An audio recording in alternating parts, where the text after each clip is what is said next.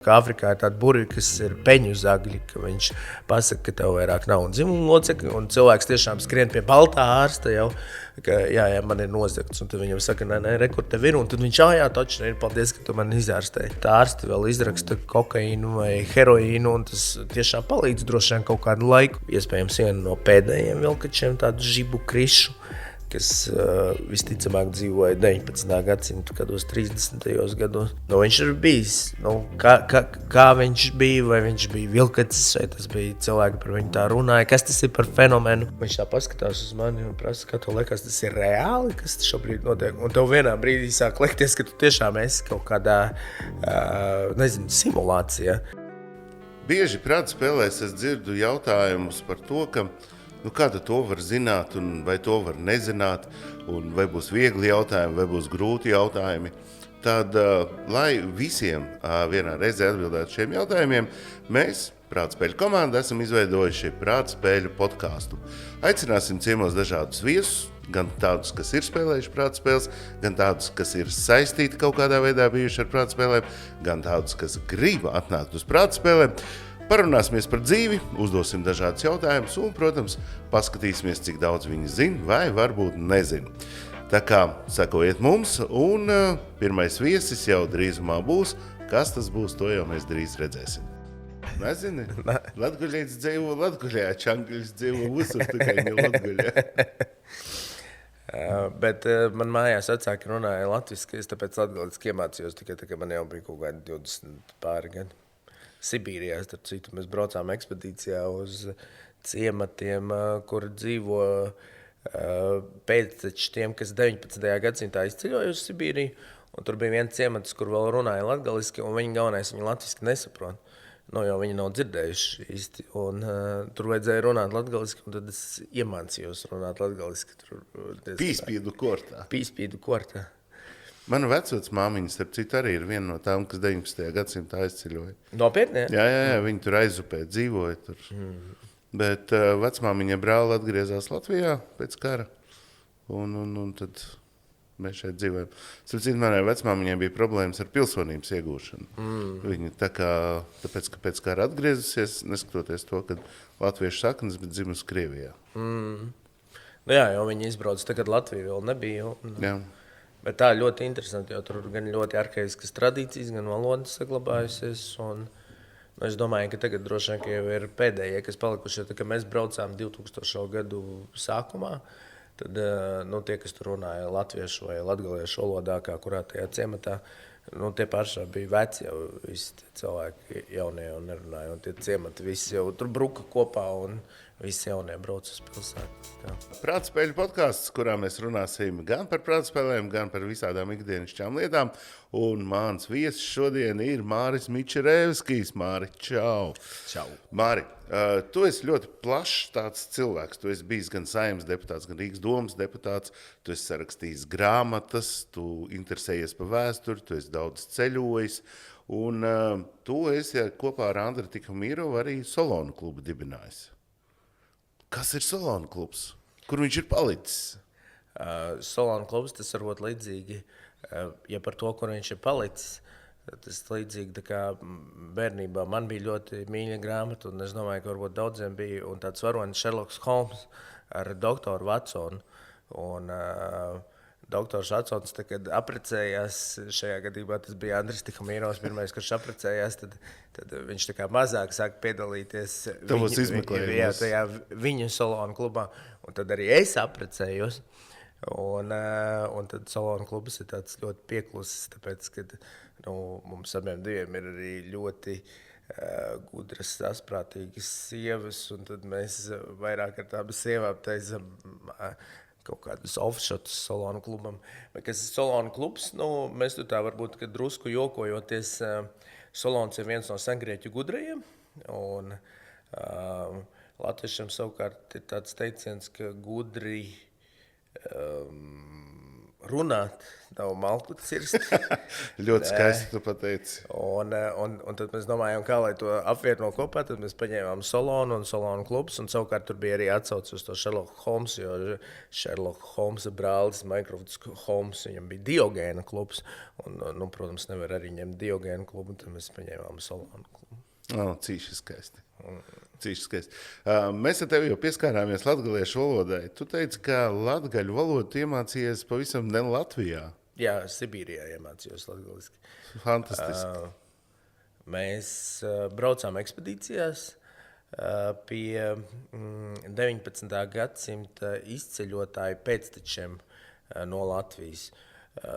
Tā kā 2000. Gadu sākumā ļoti daudz braucu uz Īriju, tā 19. gadsimta 60. gados, pat agrāk ļoti daudz braucu uz Sibīriju. Kāpēc? Jo tur varēja ļoti lēti vai pat par velti dabūt zemi. Un vēl pat mūsdienās, es domāju, mūsdienās jau ir ļoti maz, bet mēs braucām 2000. Gadu sākumā. Bija saglabājušies pēcteči ciematos dziļā Sibīrijā, kur runāja latviski, vai tie, kas bija izceļojuši tieši no latgaliski. Un mēs bijām vienā tādā ciematā, kur bija latgaliešu pēcteči. Un tā īpatnība bija tā, ka viņi nesaprata latviski, jo viņi nekad nebija dzirdējuši latviešu valodas citas variācijas. Es domāju, līdzīgi arī mums šeit Latvijā ir. Tad, ja tev tur sieva ir no Latgales, tad droši vien, ka tu labi saproti latgaliski. Savukārt, ja tu esi dzimis Liepājā un esi daudz dzirdējis latgaliešu valodu, droši vien, ka nesaproti. Un tā es Sibīrijā biju spiests iemācīties latgaliešu valodu. Man tas nebija grūti, tāpēc, ka es esmu tīrs latgalietis. Vienkārši man vecāki savā starpā nerunāja latgaliski, jo viņiem tās izloksnes nesakrita. Man tēvs bija no Līvāniem, un Līvānos ir tāda gara latgaliešu valoda. Leivons, tur runoja, tā gorai. Man mote ir no Vorkova, es tur runoju tai otrī, tai, cīši tā, kaut ko savādāk. Piesakrist tos vārdus. Un tad viņiem nesakrita tās izloksnes, un viņi runāja čuļiski. Jā. Nē, es arī esmu daudz pabraukājis pa Latgali, arī mani radi ir latgalieši, un ir ļoti sarežģīti, teiksim, saprast, ja tu aizbrauc uz Baltinavu, es vispār nesaprotu, ko tie cilvēki runā. Balvos arī dažreiz nevar saprast. Tuvāk centram, gribētu teikt, Rīgai, tur jau vairāk ir tā kā latviskāks un vairāk saprotams. Cik valodas vispār saproti runā un tā tālāk, jo es atļaušos nocitēt, es pierakstīju Mačai važdo īrašā, kur aimie kalbi lietuvieskai, как tie kalbu mokie. Es pats par savām valodas prasmēm smējos tā, ka es runāju visas indoeiropiešu valodas, izņemot Tohāru A un Tohāru B. Tās divas nav vēl atšifrētas. Īstenībā ir vairāk, kuras nav atšifrētas. Bet ja tā pavisam nopietni, tad jā, es saprotu ļoti daudzās valodās kaut ko, bet gandrīz visās, droši vien ieskaitot latviešu valodu, vismaz man sieva ļoti bieži pārmet, ka es slikti cevišķi rakstu, tur komatus nesalieku un tā. Tāpat arī ar to runāšanu. Es katrā valstī mēģinu, kur es esmu, es mēģinu saprast un mēģinu ātri sākt runāt tajā valodā. Arī kā man sieva smējās, ka es tā kā papagailis, es diezgan ātri noķeru to izrunu, un, piemēram, tajā pašā Lietuvā nereti ir tā, ka es ieju kādā vietā un sāku runāt lietuviski, un lietuvieši pirmajā brīdī padomā, ka es esmu lietuvietis pēc tā, kā es runāju. Un te, kad mēs turpinām runāt, es nezinu, kā pareizi lieto locījumus vai vēl, un arī tā saprašana ir tāda, teiksim, vidēji. Un tad viņi sāk brīnīties, kāpēc es sāku runāt, tā kā es būtu aprobežots. Tur apmēram mans grib ēst vai pagātnē vai nākotnē. Mans grib maizi apēda, jā. Klausies, runājot par rakstīšanu arī, tu esi rakstnieks, tu esi sarakstījis gan vēsturiskas grāmatas, gan bērniem grāmatas, 7 dienas Miltiņa karaļu valstī, fantastiska grāmata, paldies, ka arī uzaicināja uz atklāšanu. Un tagad top jauna grāmata par Frīdu. Šai grāmatai autors ir Frīda, mans suns, Taksis. Starp citu, piemitināšu, ka Frīda arī ir prātspēļu spēlētājs, jo viņa regulāri apmeklē prātspēles kopā ar Māri un viņa sievu. Viņai ļoti patīk, starp citu, iet uz prāta spēlē. Viņai tagad pasaka, ka brauksim uz prāta spēlēm, tad viņa uzreiz sapriecāja. Viņa jau zina, kas ir prāta spēles. Gudrs suns. Jā, viņa zina, ka tur satiks draugus, tas ir viens. Un viņa zina, ka tur ir arī bufete un kaut ko tur varēs varbūt tur dabūt un tā, un palīdzēt ar jautājumiem. Bet jā, jaunā grāmata būs Frīdas, un es tā no sākuma to domāju tā kā joku drusku, vienkārši dzīvojot ar taksu saimnieki zina, ka taksis ir tāds suns, kurš tev nevis tā kā lielākā daļa suņu, ka vienkārši jā, es tevi mīlu, tu esi mans saimnieks un tā, bet taksim visu laiku ir viedoklis. Un tad es tā skatījos uz to viedokli un sāku pierakstīt Frīdas viedokli. Un vienā brīdī secināju, ka tur jau tā kā sanāk grāmatai. Un tad es kaut kā domāju, jā, bet ka tur noteikti vajag tādu vizuālo noformējumu. Un ilgi domāju, kas tas varētu būt. Un tad man iešāvās prātā, ja precīzāk es ieraudzīju Twitterī kaut kādu vienu ilustrāciju, kas man uzreiz sapratu, ka vajag viņu. Gatis Šļuka. Jā. Un viņš piekrita, par ko man ir liels prieks. Un tā kā grāmatā būs Gatis Šļukas ilustrācijas. Un es ceru, ka jau martā grāmata būs iznākusi. Super. Jebkurā prātspēļu spēlē, kā tu zini, vienmēr ir kaut kāda uzdevuma jādara. Prātspēļu podcasts šoreiz nebūs izņēmums. Un arī mēs Prātspēļu laboratorijā esam sagatavojuši tev īpašus uzdevumus. Un mūsu profesors Harijs testēs tevi uz dažādiem uzdevumiem. Vai tu esi tam gatavs? Domāju, ka nē, bet varam mēģināt. Jā, nu ko, dosimies uz Prātspēļu laboratoriju. Dāmas un kungi, esiet sveicināti pirmajā Prātspēļu podkastā. Mani sauc Harijs un Prātspēļu laboratorijā. Sveiks, Māri! Čau! Tu būsi pirmais, uz kuru mēs testēsim 3 uzdevumus. Kā tie būs, to jau laiks rādīs. Pirmais noteikti īs ievads, kādas tavas attiecības ar naudu. Skaidrā patīk vai ar karti? Vairāk ar karti, laikam, mūsdienās. Es esmu tāds progresīvs cilvēks un skaidru naudu, apjauku skaidrā naudu. Lieliski! Tāpēc sāksim ar skaidru naudu. Prāta spēļu zeķē, slavenajā, universālajā, vai ne, ir iekšā monētas. Un tev jāiebāž roka iekšā un jāizskaita, cik tur ir. Šeit pielaidīt mums nebūs, tev vajag precīzi tavs minējums, un mēs paskatīsimies, kuram no Prāta spēļu podcastu viesiem būs vislabākā tausta. Aiziet, mēģini. Dosim tev laiku, 2 minūtes, tas būs maksimums. Tas jau daudz? Tas, es domāju, tu nezini, cik tur iekšā? Jā, tie ir eiro. Eiro, pateiksim priekšā. Viens tādu rievainu maliņu vispār, kas tas ir? 5 varbūt. Tas ir varbūt eiro, 3 eiro. Tas būs 10, 15. Tas būs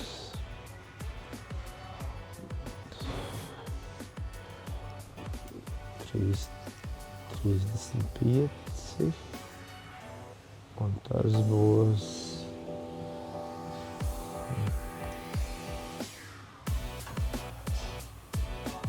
3,45. 3,45. Es domāju, skaitīsim. Es varu pateikt priekšā. Tuvu. Man liekas, tu nokļūdījies tikai vienā monētā. Tā būs nerādīšu tā. 2 ir. 3 ir. Tālāk 20, 40, un tu teici? 45, 42. Nopietni! 40, cik 3 cents nokļūdījies? Māri, tu atceries savas pirmās prātspēles? Kā tu vispār atnāci uz prātspēlēm? Pirmās es gan laikam neatceros, bet es atnācu, ka tikai tas nebija tā, ka Andra Tihomīrova, tagadējā sieva, kas toreiz vēl nebija viņa sieva, izdomāja, ka vajag spēlēt prāta spēles un kaut kā mūs uzaicināja uz turieni mani un viņu. Tā kā viņi varbūt, ka pat es tagad tā sāku domāt, es precīzi vairāk neatceros, bet viņiem varbūt, ka tās prāta spēles pat palīdzēja nonākt līdz laulībām. Tas ir superīgi. Jā. Klausies, tu jau sen spēlēji īstenībā. Jā. Jau negribu samalot, man liekas, 8 gadus, man liekas. Tieši. Apmēram, jā. Jā. Saki, vai tev ir prātā kaut kāda, teiksim, mīti par prāta spēlēm, ko tu esi dzirdējis kaut kur?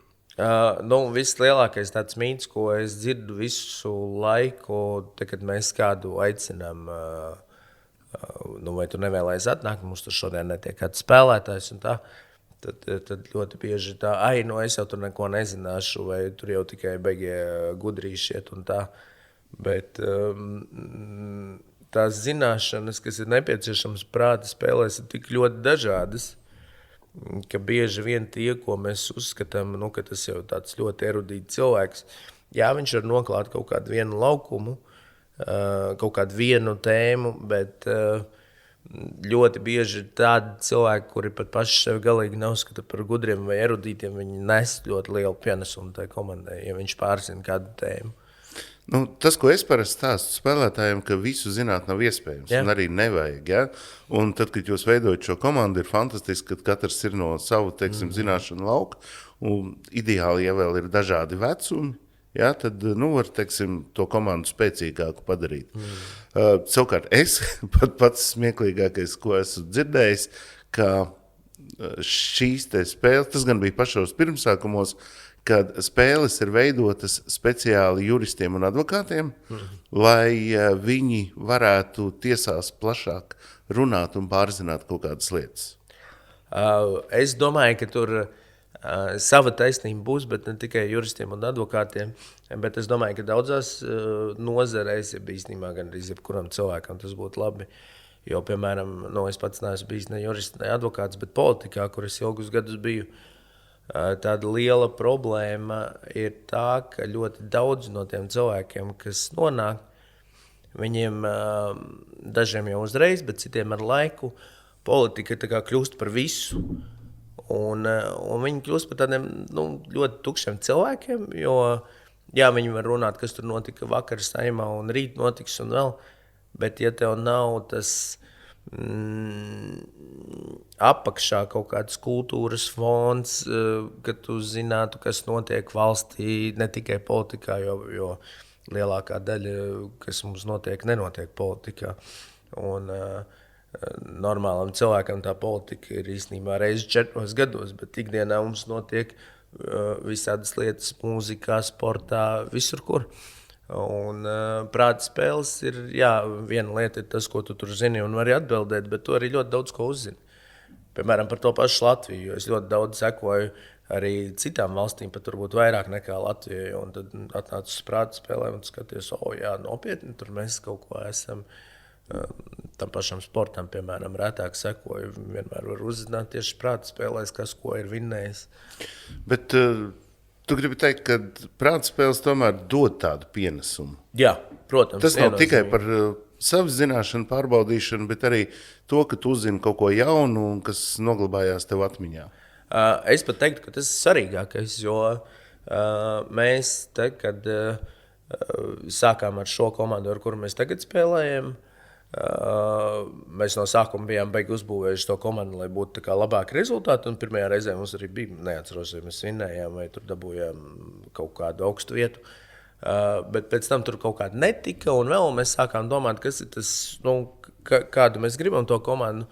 Un mēs secinājām, ka foršākais ir labi pavadīt laiku, un mēs vienkārši ņemam tos cilvēkus, ar kuriem forši tur ir pasēdēt.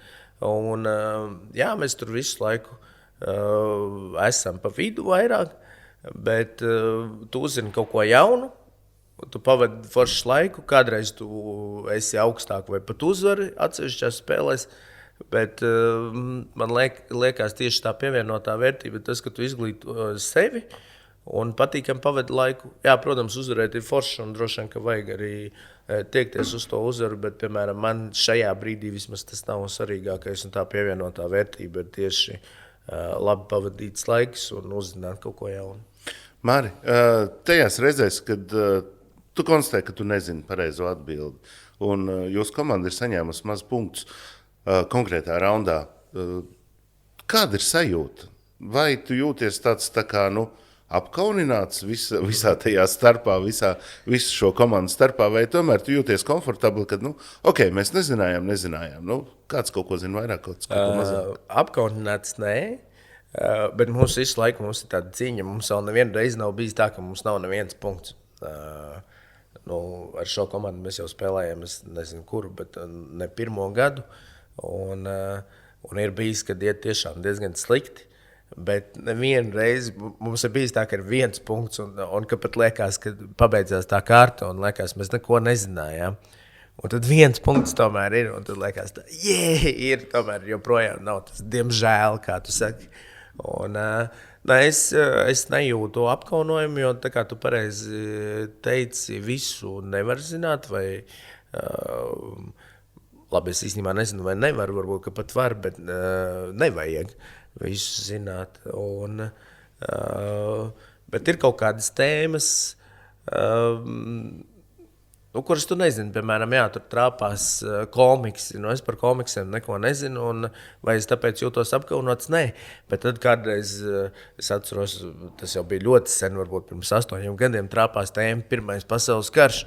Un es esmu par to ļoti daudz lasījis, un liekas, ka tas ir kaut kas bezjēdzīgs, kā, piemēram, zināt, ar ko atšķirās Pirmā pasaules kara tanks, vīrietis un sieviete, un liekas, ka to nekad dzīvē nevajadzēs.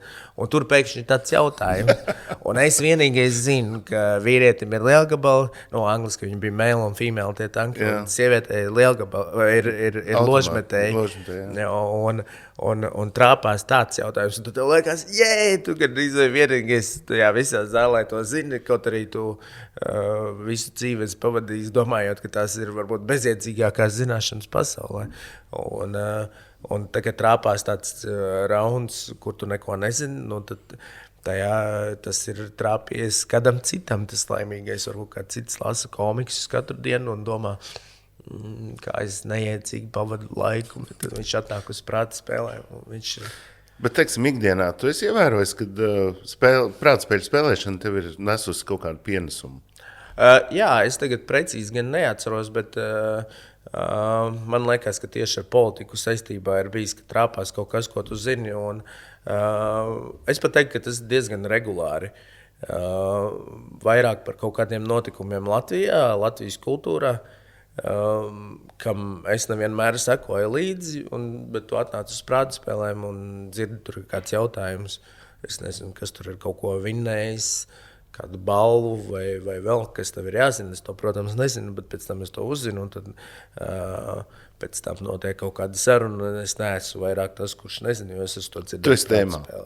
Tu esi piedalījies Andra Tikamīra un viņas sievas rīkotajos vārdu tajos pasākumos? Ar vārdnīcu tajā?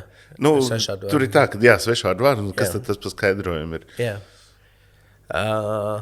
Es esmu piedalījies, es nevarētu teikt, ka man ļoti patīk, jo man varbūt ir tāda bērnības trauma. Man mamma lasīja bērnībā daudz priekšā, bet par cik viņa tajā laikā rakstīja doktora disertāciju, tad viņai ļoti daudz ko vajadzēja darbam. Un tad viņa man nereti lasīja priekšā enciklopēdijas, piemēram, sanskrita vārnīcu. Un, es biju maziņš, kaut kādi 5 gadi, un es teicu, ka man ir garlaicīgi, un viņa man meloja, ka pagaid, tūlīt būs interesanti, ka tur tikai tas iet uz priekšu. Tāpēc mūsdienās, kad man ir ar to vārnīcu, es to varu darīt, bet es nevarētu teikt, ka man tas sagādā kaut kādu īpašu baudu, jo es esmu atlasījies šādu vārnīcu. Kā tu ikdienā, teiksim, ir man pazīstams viens advokāts, kurš ļoti daudz runāja tieši svešvārdos, un viņam likās, ka tas ir baigi forši, un viņš ir ļoti gudrs. Viņš ir gudrs, nestrīdēšos, bet bija tā, ka ļoti daudz cilvēku viņu nesaprata. Kā tev ir? Tu ikdienā lieto svešvārdus? Es cenšos pārāk daudz nelietot, jo mana attieksme pret svešvārdiem ir, kā visi vārdi kaut ko nozīmē, oriģināli. Jā. Kur oriģināli, tas, piemēram, man tagad tā pirmšķietam liekas, kā teikt juristi, ka tas no latiņu valodas, un tur ir izcelsme kaut kas ar ģini, tas ir vārda sakne, kas ir dzimt, tātad vārda izdzimšana, kā ir radusies. Un te, kad mēs pasakām svešvārdu, mēs bieži vien arī latviešu valodā daudz vārdu mēs jau līdz galam vairs nesaprotam, ko viņi sākumā ir nozīmējuši. Bet, kad mēs pasakām svešvārdu, ko citi nezina, tad tas ir drusku apzināti vai varbūt arī neapzināti, ka es pasaku vārdu, ko tu īsti nezini, lai tā kā iegūtu kaut kādu pārsvaru pār tevi. Bet tā problēma ir tā, ka ļoti daudz no cilvēkiem, kuri šos svešvārdus lieto, paši nesaprot, ko viņi nozīmē, ko šie vārdi precīzi nozīmē. Piemēram, mums ievazājās Latvijā, un tā bieži notiek tāds vārds konsolidācija, kuru sāk saprast kā budžeta samazināšana, bet konsolidācija ir apvienošana oriģināli. Un man patīk, es bieži vien pat troļoju cilvēkus, ja man ir kaut kāda debata un pretinieks izmanto kaut kādu svešvārdu, viņam prasa, ko domā ar to vārdu, oriģināli latiņu valodā viņš nozīmē to, tur 16. gadsimtā angliski viņš sāka nozīmēt pavisam kaut ko citu, kur tu nozīmi tā kā izvēlēs. Cilvēks brīnās, jo viņš, viņam kaut kur ir to vārdu izrāvis vēlns, viņš zina, no kurienes un pats līdz galam nesaprot. Citreiz ir forši ielikt kādu vārdu, ķipa parādīt, ka tu esi gudrs, bet, ja tu saskaries ar gudru oponentu, tad sanāks bišķiņ ne tā. Man liekas, ka vispareizākais variants, un kā tam vajadzētu, labi, pareizi dzīvē, varbūt nekas nav pareizi vai nepareizi, tas ir atkarīgs no apstākļiem, bet kā man pašam patīk vislabāk, es uzskatu, ka tev ir jārunā tā, lai jebkurš var saprast. Un ja tu izmanto svešvārdu, tas nenozīmē, ka tu esi gudrāks, un tu esi viņu kaut kur dabūjis. Jā, es zinu, piemēram, ļoti daudz svešvārdu, jo man vienkārši dzīvē trāpījušies, bet es viņu izmantoju, un man ir jāprot, tad es viņu arī tev paskaidroju. Piemēram, es šeit izmantoju šo vārdu, tāpēc, ka es ar viņu saprotu kaut ko. Jo mēs jau tomēr sarunā gribam, lai mēs viens otru saprotam. Tas ir pienosacījums, ja mēs to gribam. Ja mēs to gribam, ja mēs gribam manipulēt un uzspiest kaut ko, tad jā, tu ļoti pareizi pateici, ka vajag. Tieši tā, ja mēs gribam manipulēt, tad, protams, ka var vispār pāriet uz citu valodu. Tad man ļoti patīk, man bija tāds profesors Burvīgas vēstures fakultātē, vārdā nesaukšu, bet viņam bija tāds ļoti smieklīgs dažreiz tādas performances, un es atceros, ja pie viņa ienāk viena meitene ar savu referātu, un tas referāts laikam nav pārāk labs, un viņa tā kā prasa kādu atzīmi, un tas profesors, viņš saka, jūs protat franciski? Viņa saka, ne. Viņš saka, ļoti labi, tad es lamāšos franciski, un tad viņš franciski runā par to referātu. Tā kā, jā, to var izmantot. Kā tev franču valoda? Ar franču valodu ir tā, ka es biju sliktākais valstī franču valodā savā gadā, bet es spēju drusku sarunāties un drusku saprast. Vous parlez français, oui? Un point. Oh, très bien. Oui. Un es šeit skatos kaut ko franciski un saprast, es saprotu labāk, runāt man varbūt ir pagrūti, bet pagājušā gadā man sanāca vairākas reizes braukt uz Franciju, un tad es ar prieku secināju, ka trešajā reizē jau tās problēmas ir arvien mazāk un var sākt kaut ko runāt. Mana franču valoda ir tā, ka es gāju Francijas institūtā Latvijā uz franču valodas kursiem. 3 mēnešu kursus pabeidzu, eksāmens, it kā rakstiskajā uzrakstīju, viss, kas vajag, arī, it kā liekas, ka var kaut ko pateikt. Un pretī sēdēja fantastiska franču sieviete ar vienkārši fantastisku franču valodu, un viņa ar mani runā, un es sēžu, un es nevaru neko pateikt, vismaz kaut kādas pamatfrāzes. Bet ir tā, man kā personīgi bija, kad es cenšos franču valodā kādu vārdu pateikt, un man mēli negriežās tā, lai viņu izrunātu. Man vienu brīdi tā nebija, man tā izruna bija diezgan laba, tagad tā vairāk nav, diemžēl. Bet man bija tas, ka es nebiju gājis uz tām franču valodas stundām, jo kaut kā bija citas interesantākas lietas. Un līdz ar to man bija tikai atsevišķas tēmas, par kurām es spēju runāt. Un tā, kad man bija franču valodas eksāmens, tad tur bija jāvāk biļeti, un es izvāku biļeti, un tur ir kaut kas neatceros kas, bet ko es nezinu. Un tad es uzreiz saku, par to nē, bet es varu pastāstīt par sevi. Je suis garçon très sportif, j'habite à Riga, un tā, je m'appelle Maris. Un viņi tā noklausās, labi, toreiz man pat bija normāla izruna, tagad vairāk nav. Viņi noklausās, šitas tā kā daudz maz ok, bet, varbūt izvēl savu vienu biļeti, es izvēlu kaut vienu biļeti, un tur atkal ir kaut kas, ko es nezinu. Es saku, par šo man arī daudz nav ko stāstīt, bet es izstāstīšu šauvienais par sevi. Je suis garçon très sportif, j'habite à Riga. Je travaille au bureau. Oui. Tā, magnifique. Prāta spēlēs tagad gan būs jāsaka taisnība. Nu ko, vien priekšā Jā. kontrolieri. Un kas man ar viņu jādara? Līdz ko aizies laiks, tu varēsi uzspiest un pateikt man atbildi uz jautājumu. Kā vai tā būs pareizi vai nē, dažiem būs atbilžu varianti, dažiem nē. Un tad jau mēs skatīsimies, kā tev turies. Šis ir grūtais. Kurā sporta veidā ir termini goofy, regular un mongo? Ļoti interesants jautājums. Softballs, skateboards, motocross, ūdens polo. Nav ne mazāk. Nav saistīts ne ar vienu no tiem, kurus tu pieminēji podkāstā. Ne par futbolu, ne par floorballu. Nav pat uz to pusi. Jā, es tad minētu, cik laiks iet uz beigām. Un saki man, ka tas būs ūdens polo. ūdens polo. Lūk, nē. Šajā gadījumā nebūs pareiza atbilde. Goofijs, regulārs un mongo. Tas ir gan snowboardā, gan skateboardā. Kur kāja pa priekšiet? Kā kuram? Kā kuram, tāpēc ir tie goofiji brauc ar labo pa priekšu, regulārā kreiso. Tad mongo iet taisni? Mongo iet ne tā. Viņi tur, labi, pie tā. Pareiza atbilde šoreiz nebūs. Nākamais, redz kā. Jā. Skaidrs. Kas tiek apzīmēts ar šādu zīmi? Tas būs kultūras piemineklis. Vēsi, vai ne? Pasties, ja mēs skatāmies laiku, tu uzspiedi 0,8 sekundēs un te Var labāk. Bez variantu. Paprovē nākamo. Tā. Ar kuru sporta veidu saistīti šie attēli? Olimpisko spēļu Hokejs. tādā, kāpēc paskaidro? Tāpēc, ka tā ir irbe. Nē, vispār, man liekas, jā, tā laikam ir irbe, un tas ir mūris Ķīnas, un ar abiem šiem vārdiem saistās Artūrs Tikai Irbe. viens varētu būt, vai ne? Latviešu leģendārais Jā. hokeja vārdsargs Artūrs Irbe, un es saku, tieši tā. Pasties, tev jau punktiņi skaitās, reku 192 tev ir Nav kopā. slikti. Vispār. Autobraucējs, vai tu esi vai nē, es nezinu, 0,5 sekundes. Es tikai piespiedu, bet es nezinu īstenībā.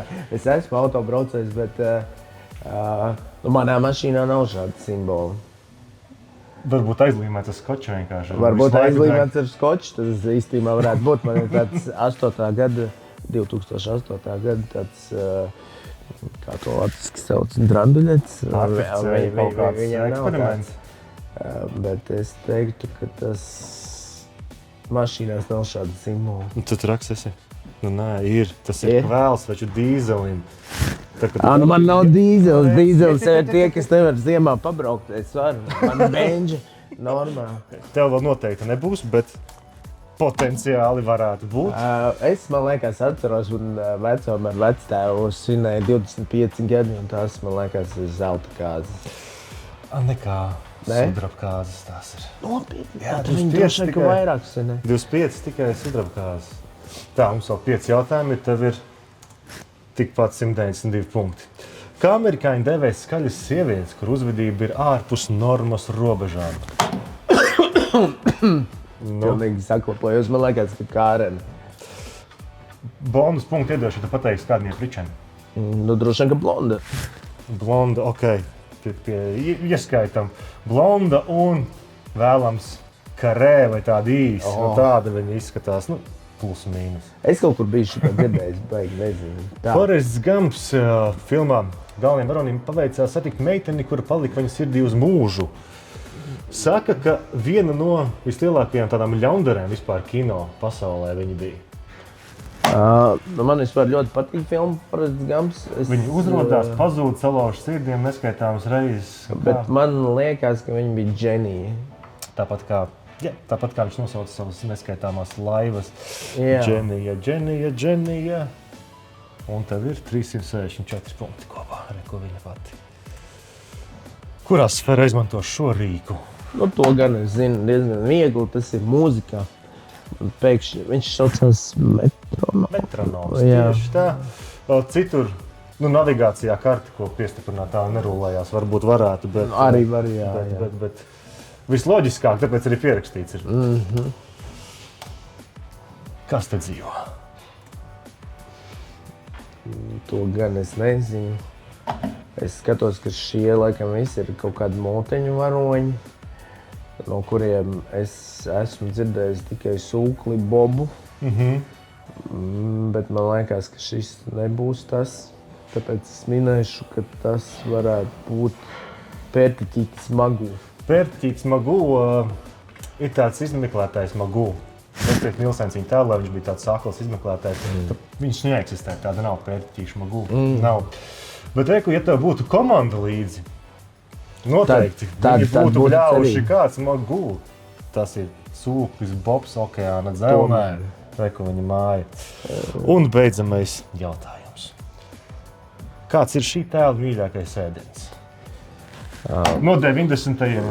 Jā, un tāpēc es tā kā bišķi atceros, tas ir Garfields kaķis, un ja es pareizi atceros, tad man liekas, viņam lazaņa patika.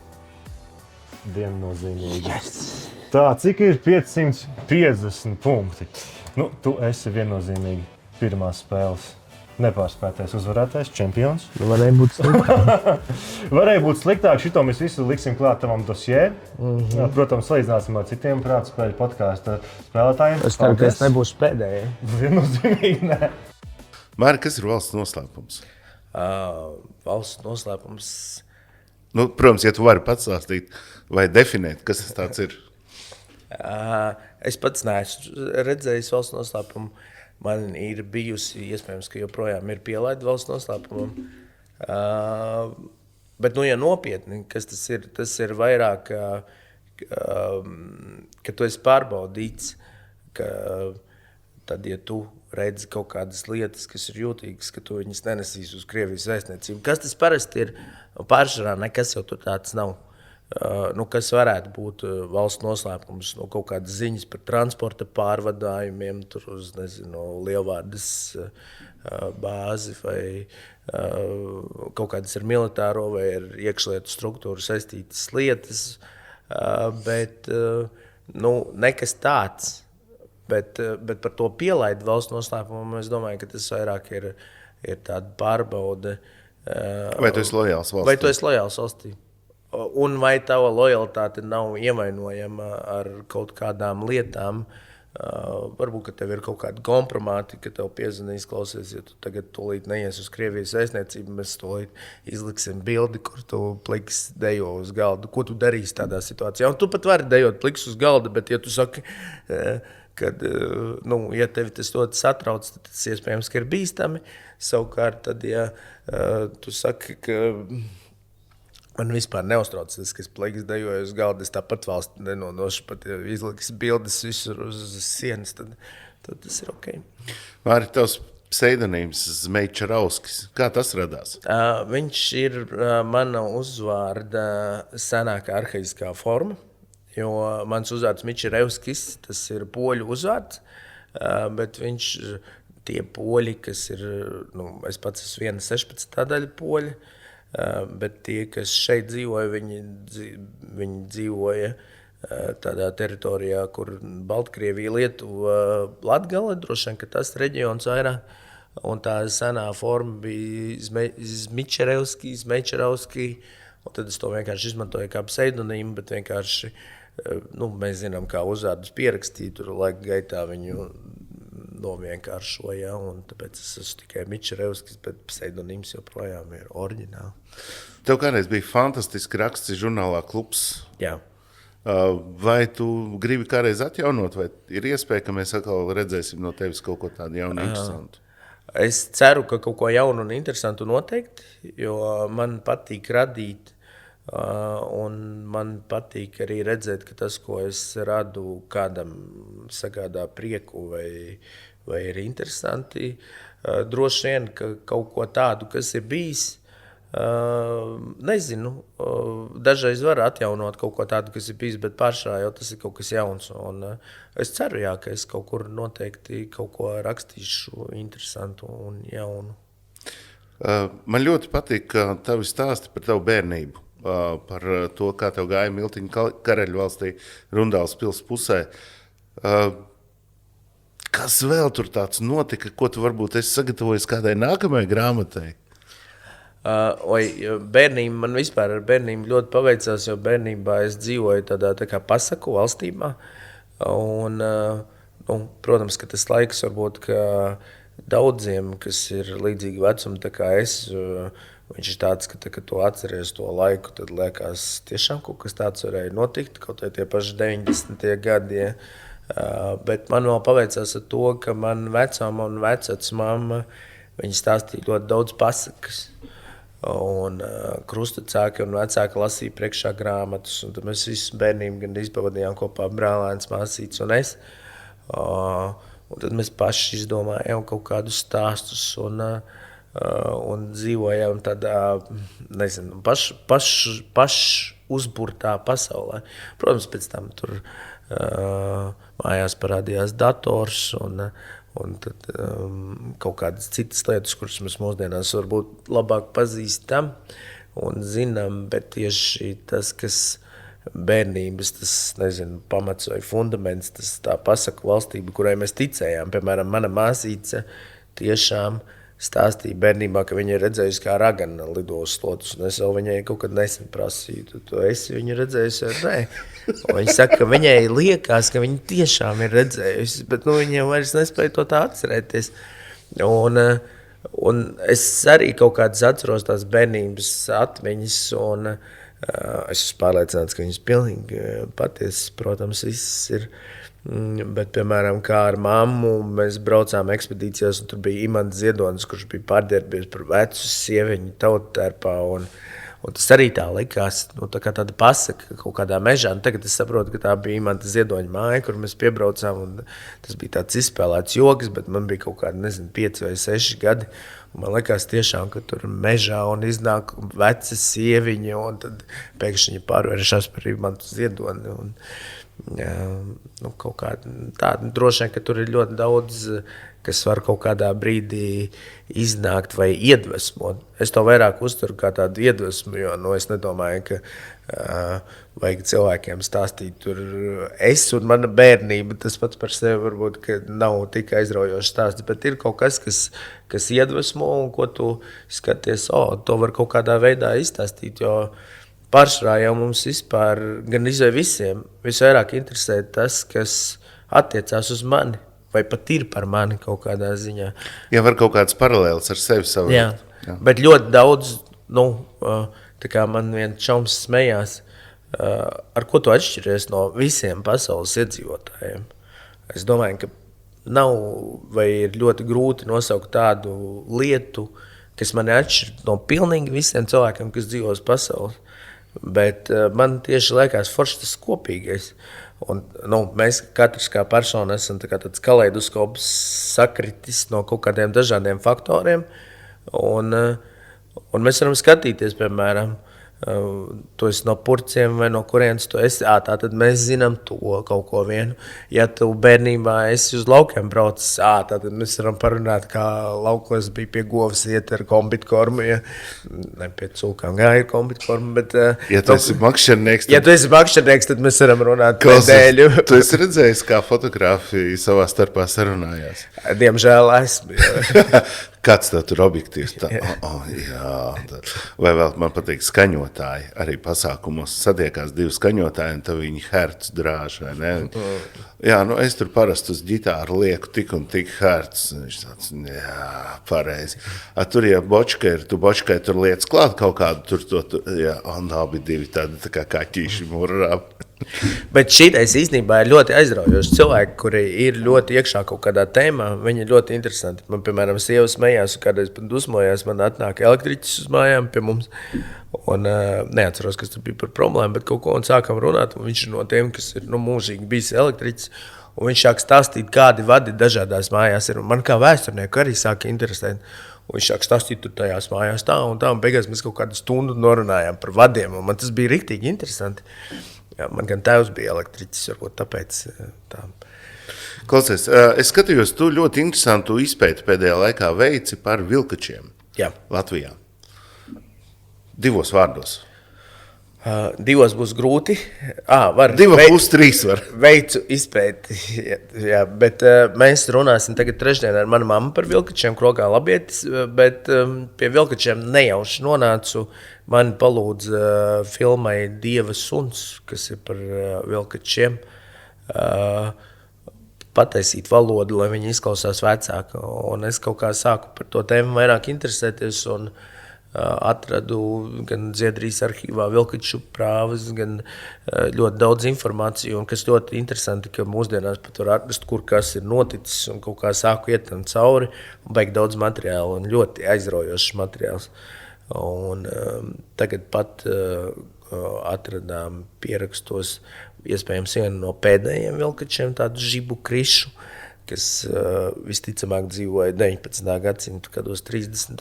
gados, un tad par viņu, un tā, interesanti, ka ir kā tāda pasaka, tā kā man bērnībā pasaka, bet, kad tu skaties tādos laikos, ko būtībā var gandrīz aizsniegt, viņš ir bijis, kā viņš bija, vai viņš bija vilkacis, vai tas bija cilvēki par viņu tā runāja, kas tas ir par fenomenu, tas, ko gribās pēt. Respektīvi, pēc dokumentiem var spriest, ka tāda prāva ir bijusi kā tāda, tas ir pierādīts fakts, bet vai tajā prāvā notiekošais bija cilvēku izdomājums, vai tiešām tas tā arī bija, to mēs tā kā nevaram noskaidrot taču pareizi.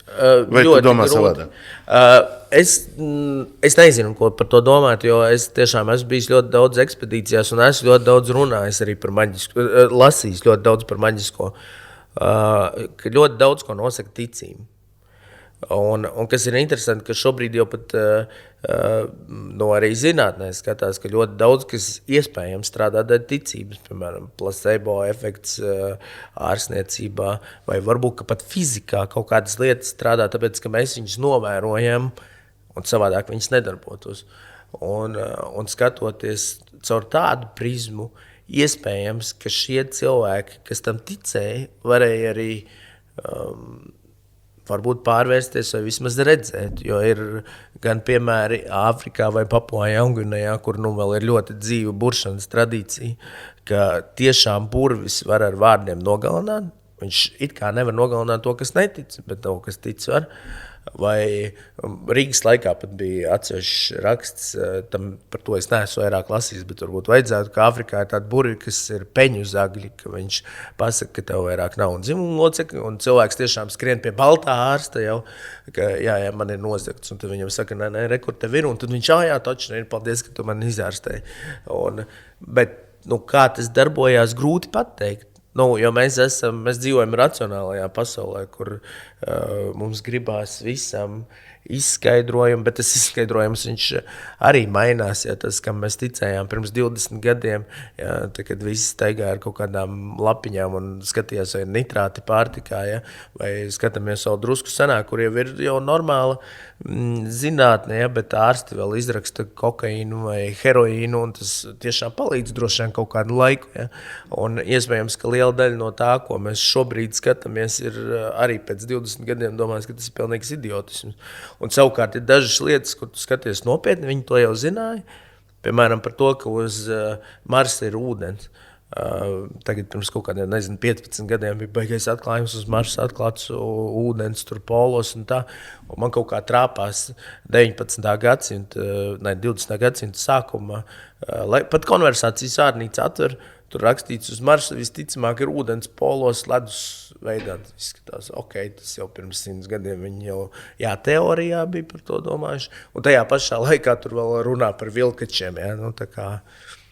Bet arī interesanti, teiksim, kā tu minēji, tā mamma sanskritā lasīja, tad sanskritā ir dažās grāmatās jau pieminētas šīs te planētas izkārtojums, un šīs grāmatas ir ļoti vecas, un arī aprakstīts, kas uz tām planētām notiek, un kāpēc tur ir jānokļūst, vai kāpēc nav jānokļūst. Par šo vispār, ja tā aizdomājās par to, ko mēs šeit, es domāju, ne jau šeit Blaumaņa ielā, bet uz pasaules, ko mēs šeit darām un kāda ir tā pasaule. Ja, un tagad mēs ar pilnu nopietnību domājam tur par karjeru, par kaut kādām tur lielām lietām, ko mēs darām. Varbūt ir uzsprāgusi kaut kāda supernova, un pēc 15 sekundēm mums visus vienkārši kaut kāds gammas starojums nodezinficēs tā kā kaut kādus tarakānus, tā ka nebūs neviena vairāk. Un mēs ar pilnu nopietnību tur kaut ko tur runājam, vai IKP kāpjas nākošais gadu par 1,3% vai 1,2%. Tas ir fufelis, ja mēs skatāmies no tāda aspekta. Un kā mēs esam nonākuši, šajās senajās reliģijās, tur bija ļoti daudz dažādas, viņas droši vien nevarētu saukt par teorijām, bet ja mēs pārnestu uz zinātnes valodu teorijas, hipotēzes, jo toreiz cilvēkam bija ļoti svarīgi, ko mēs šeit darām. Un dažas no viņām ir ļoti interesantas. Un tad, ja mēs paskatāmies uz to it kā racionālo pasauli, kurā mēs darbojamies, viņa bieži vien liekas pilnīgi absurda. Man pašam ir bijis, ka tu sēdi Rīgas domē, tas laikam bija.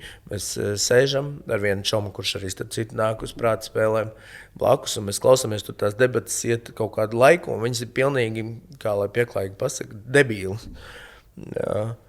Un viņš tā paskatās uz mani un prasa, kā tev liekas, tas ir reāli, kas šobrīd notiek. Un tev vienā brīdī sāk likties, ka tu tiešām esi kaut kādā, simulācijā. Tev liekas, ka tas ir kaut kas tik bezjēdzīgs, kas tur notiek, ka tu nespēji noticēt, ka tas ir reāls. Un tad tu to salīdzini ar iespēju, mežā skriet par vilkaci. Tas liekas, tas ir pilnīgi normāli, ja tu redzi to, kas notiek tur, tad kāpēc, lai tu nevarētu pārvērsties par vilkaci? Tas ir daudz normālāk nekā tas, ko tu vari ieraudzīt it kā racionālā pasaulē. Prāta spēlēs vienmēr, vēlams, ja tu gribi kādā vietā būt teikt pareizās atbildes. Tad šeit būs uzdevums arī uz laiku, būs jāsaka nepareizās. Līdz, ko tu pasaki pareizo, tā timers apstājās un paskatīsimies, tas rezultāts kāds būs, tāds būs. Tā, un tātad, kas tas ir? Ja pareizāk būtu teikt, kas tas nav? 30 attēli, 30 sekundēs. Un tātad 1, 2, 3. Un tev skaļi jāsaka, kas tas nav. Viens vārds, vai 2, kā tev šķiet. 1, 2, 3, aiziet. Tas nav suns. Tas nav kosmosa kuģis. Tas nav ēzelis, bet tas ir pareizi. Tā nav Pamela Andersone. Tā ir Pamela Andersone, draugs. Bet kas nav? Tā ir Pamela Andersone. Tātad tu tiki līdz 4. Te ir uzdevums, kas tas nav. Es apjukoju. Es domāju, ka man jāsaka, kas tas nav, un tad es domāju, kā, ja es pasaku, tas, jā. Tas nav, tā nav Pamela Andersone. Varam palūkoties drusciņi ilgāk, bet tu atbildēji uz 3, kas tas nav. Varēja būt sliktāk. Varēja būt sliktāk, bet varēja būt, ir kur augt. Tā. Es iekritu uz Pamelu Andersoni. Bet tas normāli, tā kā mēs ar Ediju... Kuru varētu vainot? Tā kā mēs ar Ediju runājām, tie 90. atstāja tādas smagas neizdzēšamas pēdas. Viennozīmīgi. Jā, podcasts. Te var runāt par Pamelu Andersoni. Varbūt nevajag tik daudz. Es domāju, labāk neattīstam šo tēmu. Māri, tev ir kāda anekdota mīļa? Kādreiz bija ļoti daudz, tagad es cenšos nestāstīt, jo viņas ir rupjas. Un arī es tev arī gribēju izstāstīt, bet tad es atcerējos, ka viņi ir. Es tev pēc tam izstāstīšu. Jā. Klausies, kā tev ir ēšana? Kas tev vislabāk patīk ēst? Man ļoti daudz, kas patīk, ko gatavot. Man patīk eksperimentēt. Man patīk gan skatīties ļoti senas receptes. Es speciāli nopirku tāds romiešu gurmāns apīcīs, kuram ir par viņu to gatavošanu ir pieraksts. Man patīk rekonstruēt kaut kādus ēdienus no akmens laikmeta vai no 16. vai vēl kaut kādu. Noķeriet mamutu. Jā, tieši tā, atrodam mamutu drusku un tā, un tad pagatavojam, bet man arī patīk vienkārši, sacept pelmeņus ar majonēzi, un tas ir ļoti izcils ēdiens, un kaut kas tāds vienkārši, tas ir atkarīgs no kaut kāda noskaņojuma. Jo ēdiens tas kaut kādā ziņā ir tā kā mūzika ļoti līdzīga. Jo mūzika arī, ja man prasītu, kas man patīk, nu ļoti dažādi ir kādreiz, ka tu tur gribi Mocartu klausīties, tu jūties tāds apgarots un tā, un citreiz gribās palaist kaut kādu Marilyn Mansonu, un tu tā jūties, un rēdien, tieši tas pats ir kaut kā tāda sajūta, ka nu gribās kaut ko tādu. Kā tev sportu? Tagad daudz mazāk, nodarbojos sportu precīzāk necik, bet kādreiz sportoju ļoti daudz. Man bija treniņi katru dienu. Wow. Es spēlēju florbolu un futbolu, bet tad es vienā brīdī sapratu, ka tas ir briesmīgi daudz traumas un ļoti daudz laika tas prasa. Un es kaut kādu laiku gribēju atrast tur vidusceļu, bet nekad nav sanāk, vai nu tu nesporto nemaz. Šobrīd, laikam, man galvenais sports ir tāds, ka es ar suni staigāju pa mežu ļoti daudz, tiešām daudz. Bet gribētos varbūt kaut kādu tādu īstāku sportu, bet tad es vienmēr atceros, ko Čerčils ir teicis. Kad viņam prasīja, kā tu tik ilgi esi nodzīvojis, jo visi zina, ka tu daudz pīpē un dzen. Viņš saka, pateicoties sportam, un tas intervētājs to domā, ka sports nav tā kā vajag dzirdēt. Un Čerčils turpina, precīzāk, tāpēc, ka es nekad ar to neesmu nodarbojies. Īstenībā, ņemot vērā šo Čerčila teicienu, es arī tāpēc tev uzdevu šo jautājumu. Es gribēju to lēnām tā aizvest, bet tu pats uz to aizgāji. Super. Klausies, ko es tev gribēju izstāstīt? Šeit, kur mēs atrodamies, Hercogā, Blaumaņa ielā, kur ir šī improvizētā prātspēļu studija, šeit svētdienās notiek branči. Jā, un mēs ar ģimeni jau esam pāris reizes bijuši, un es tev varu ieteikt, jo šeit ir viena no labākajiem brančiem, kāda vien var būt, un jūs ar sievu apmeklējat brančus? Brančus tieši laikam ļoti sen nav gadījies apmeklēt. Jā. Ar prieku atnāksim. Nu ko, Māri, paldies tev par sarunu. Paldies, ka piedalījies arī mūsu laboratorijā, tika notestēts, tagad tu zini vairāk, kā es vienmēr saku, un tiekamies jau kādā no prātspēlēm.